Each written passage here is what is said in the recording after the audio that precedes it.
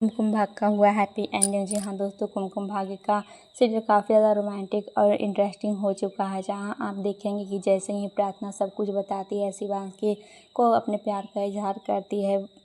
वैसे तो शिवांश को पहले से ही पता था कि मैं उसके बिना रह ही नहीं सकता, वो तो खुद पे कंट्रोल नहीं कर सकता था। उसे लग रहा था कि मैं उसे बहुत प्यार करता हूँ, मैं उसके बिना जी ही नहीं पाऊँगा।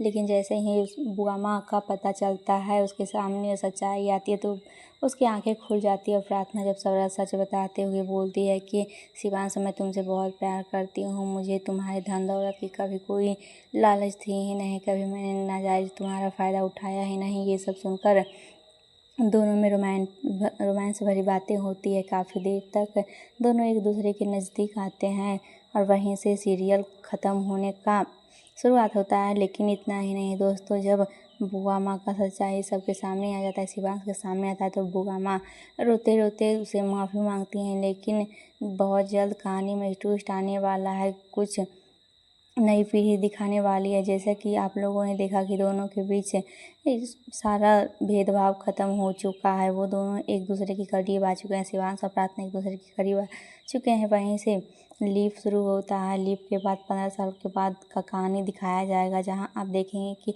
आप लोग को लग रहा होगा कि अब तो कुमकुम भाग्य का हैप्पी एंडिंग हुआ है, तो यहीं से ये शुरू सो नहीं हो पाएगा। लेकिन इसकी नई पीढ़ी आने वाली है। जी हाँ दोस्तों, प्रार्थना और शिवांश एक छोटी सी बेबी का जन्म देती है और वहीं से फिर नई पीढ़ी का शुरू होता है। तो कहानी काफ़ी ज़्यादा इंटरेस्टिंग होने वाला है। नई पीढ़ी में कई सारे इंटरेस्टिंग मोड़ दिखाने को मिलने वाला है, जहाँ प्रार्थना की बेटी होगी और उधर शिवांश एक दूसरे से फिर बिछड़ जाता है।